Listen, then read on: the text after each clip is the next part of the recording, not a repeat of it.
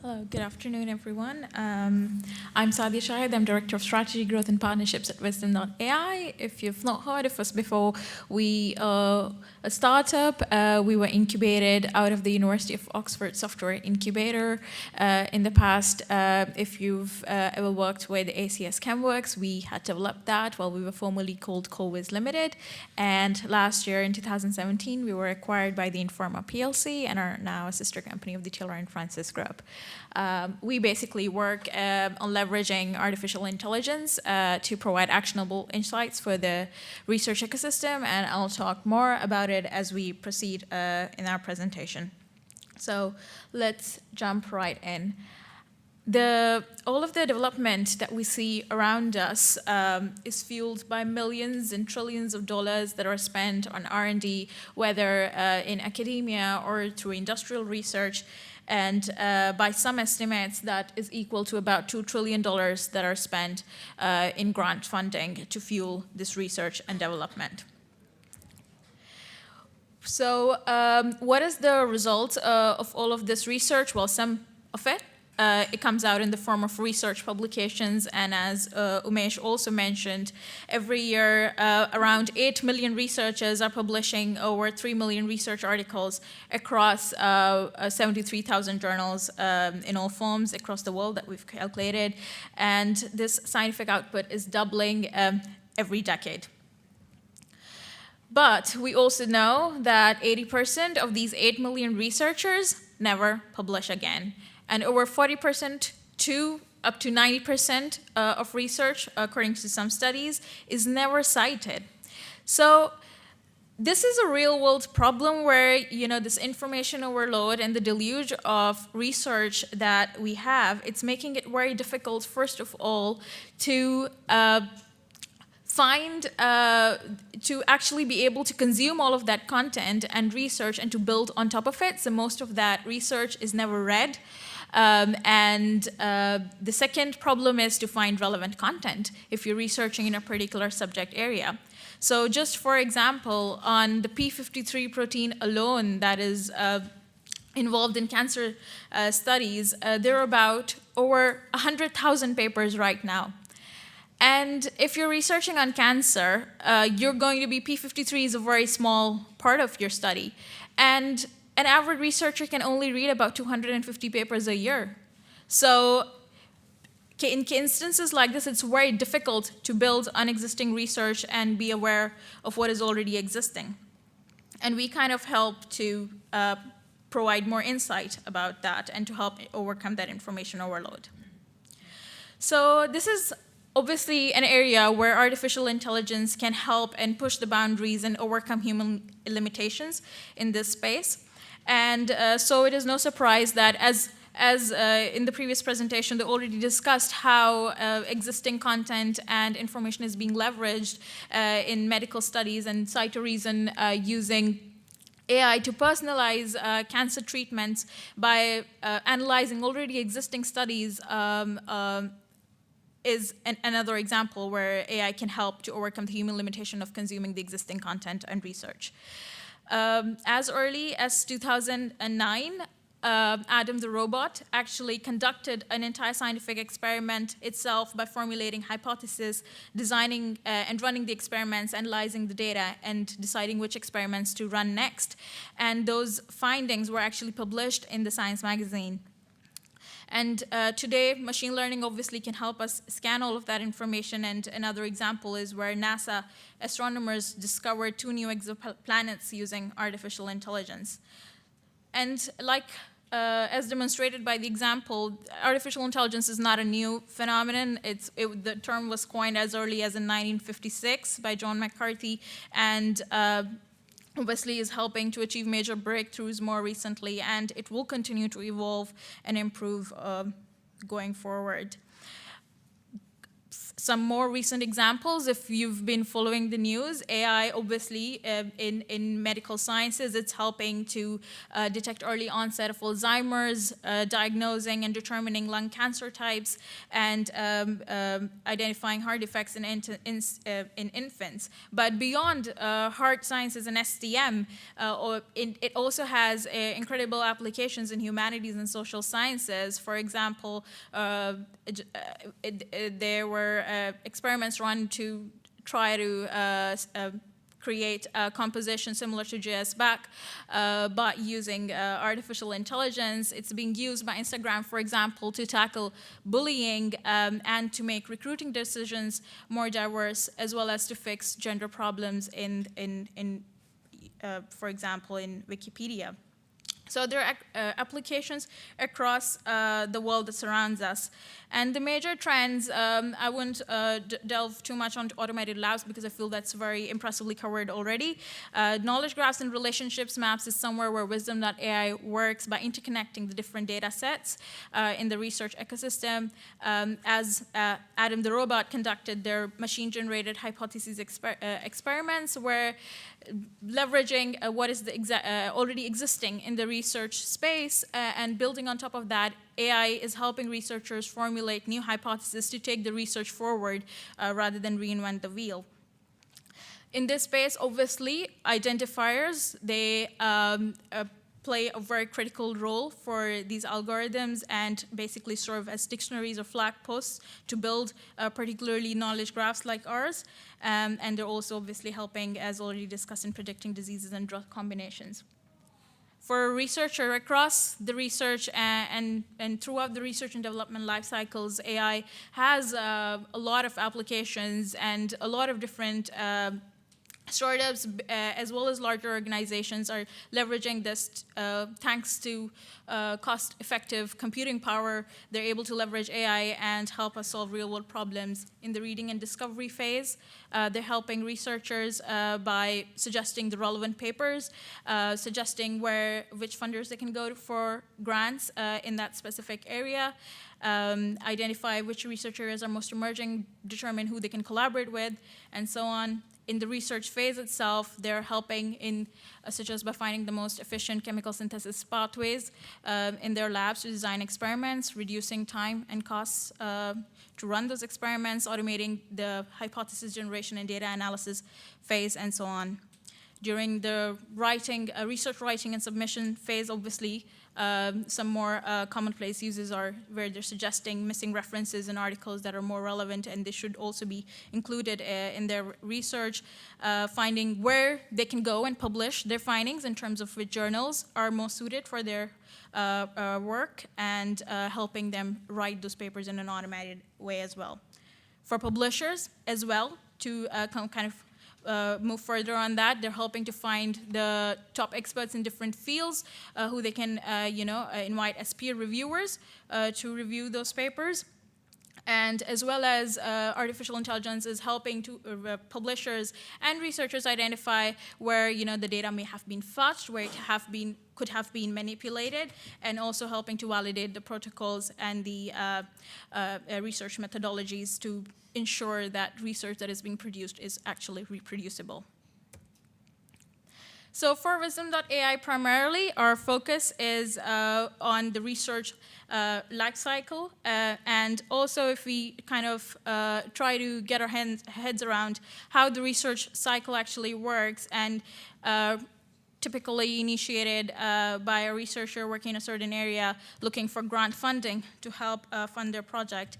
And after 3 years, or 1 to 3 years, the research outputs that first come out as publications, and the citations are actually, even though they're so widely used as measures of impact,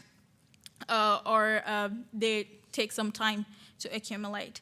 And the later impact is obviously in the form of patents, in the form of clinical trials, drug development, and so on. More early measures of impact are social media coverage, news indicators, and and simultaneously collaborations that are happening. So the whole research process, it's actually spans roughly about 10 to 15 year horizon, where where the impacts are going to only come out eventually and in the later stages.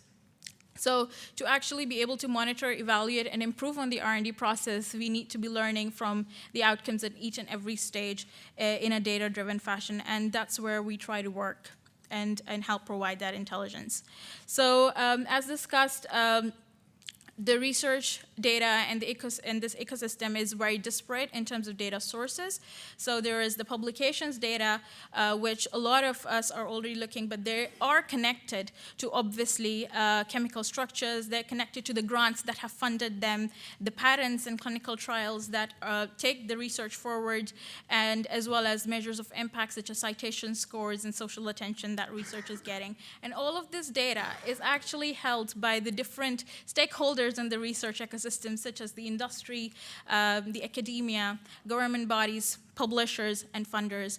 And despite this data being so incredibly powerful to take research forward for all of these, there is a disconnect, and there is lack of data sharing, and there's a lack of a comprehensive picture of the research landscape, really. But all of them do need access to this information to make more effective decisions and to take research forward. So these are some of the data sources across these various entities that we kind of integrate into wizdom.ai. By no means comprehensive, but we'll give you an idea of the sort of identifiers we use, the sort of publication metadata that can be integrated and is being integrated, as well as patents and clinical trials that we are pulling together from different sources. And this basically results in all of this disconnected data being integrated using technology such as machine learning and natural language processing that falls under the wider AI umbrella. And we interconnect that, continuously scanning and analyzing billions of data points across 90 million publications, connecting that with $20 billion of research funding, disambiguating 50 million researchers who are working on those projects as principal investigators, publishing research, affiliated with institutes, and then working on patents or clinical trials. And we kind of integrate all of that in a graph format as a knowledge graph. But while it's a complicated knowledge graph with billions of interconnections under the hood, what we present or what we try to present for decision making are simple and intuitive form for users to make end decisions. So, so the underlying, just as an example, this is a publication by one of our founders, Tahir Mansouri, and if you just take an article, there are various categories of data that we get out of it. So for example, we have the journal name that we pick up, the publication year, who are the researchers, their affiliations, which country they're located at, where are the keywords using NLP trying to identify and kind of build a profile and a database around each of these entities that are interconnected across all of them. The same is done for grants, the same is done for patents, for clinical trials, and so on, to build an entire profile around any of these entities that you want to look up. So what the knowledge graph form helps us achieve is basically we can then ask the graph all sorts of questions that can help us in decision making. For example, as a researcher or as a company working on a groundbreaking research, you may be interested in finding out which are the fastest growing research topics by publications over the last 5 years. And so we identified that yes, we can pick up specific topics such as graphite oxide and CRISPR as being the most research topics over the past 5 years using that data. And then obviously if you're a researcher, and you're working in one of these areas, you might want to look up who are the leading researchers that you can collaborate with. And again, the graph form and doing the author disambiguation using machine learning allows us to present the answers very quickly. So this is how it actually works. You just search for graphite oxide and you get the researchers, their affiliation, and as well as which country they're working out of and which countries are leading in research on that space. and obviously, all of this wouldn't be possible. It wouldn't be humanly possible to editorially curate all of that research content that is existing across 90 million papers, and only through machine learning we're able to actually analyze that global corpus of research and leverage that. Okay. So as I mentioned, that a lot of the machine learning and algorithms that we kind of do at the back end to produce this graph, one part of it is the author disambiguation. And over here we use, for example, we have to first train our algorithms on a particular data set. Getting the ground truth is obviously a challenge in this space because, for example, if you want to look up an author's profile, where would you go, right? So you would go to their CV, but it's not always easy to find the most updated CV for a researcher, or you would go to their institutional profile, or so you kind of it's quite difficult to get the ground truth to actually train these algorithms. But machine learning, if if the magnitude in the data set is considerably large, then machine learning can help overcome some of the disambiguity around it. So we do a lot of clustering analysis, or using various criteria to, for example, differentiate John Smith from a particular department at a university from another John Smith working possibly at a neighboring institute. So using ORCID IDs, for example, the period over which they've been publishing research, and their co-author collaboration network, we're able to improve that disambiguation to a great degree. More examples of where we actually apply natural language processing is, again, a keyword discipline assignment to articles and semantic enhancement. In assigning institutional affiliation, machine learning is very helpful, where we use grid identifiers to disambiguate affiliations, as well as we're exploring some usage around predicting citations and how well we can do that using machine learning. Going further, this knowledge graph can also help us address some key challenges around the research ecosystem today. For example, there was in the previous session, there was some discussion around the PLANETS and its implications. So if an institution, as an institution, we can help institutions measure their progress towards open access in the different forms by, again, querying the underlying knowledge graph. And for example, at the Nanyang Technological University, if they're interested in finding out which journals, where the researchers are publishing open access and which journals they're publishing in most. Again, to help the libraries make effective resource allocation decisions, this can also help provide intelligence around those areas.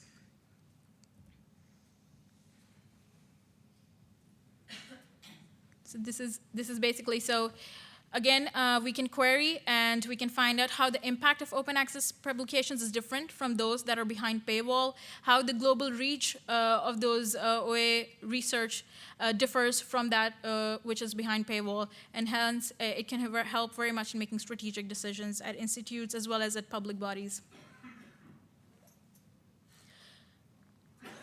And the objective over here is obviously to improve the speed of decision making, and even though data scientists can spend days crunching these numbers and trying to get to these results, the obvious benefit here is that we reduce the time to get to that information by doing all of this.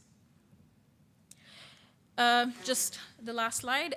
So over here, while doing all of this analysis, and there's a lot of talk around the applications of artificial intelligence in the research ecosystem, I would like to stress that there are obviously some limitations that we need to be considerate of. And first of all, prediction and inference is based on the data that we feed in. So basically, how good the ground truth is that you're using to train these algorithms. How is that biased? And recognizing those bias in the algorithms that we built. They're very good at predicting and analyzing correlation, but not very well at establishing causation, which we see when we see news headlines where Amazon built algorithms that actually reinforce gender bias in their recruitment practices. That's a bias that was already existing in their data, and we need to acknowledge those biases and try to overcome them in the algorithms that we built. Otherwise, they're just going to be replicating what we already demonstrated as biases. Similarly, in areas like this, where we try to predict future impact of scholarly work and the productivity by saying which institution a particular researcher comes from, by looking at how many papers they've published, well, they're not directly reflective of the impact that their work have had and the quality of their work. So we need to be aware of these biases while looking at results from any such analysis.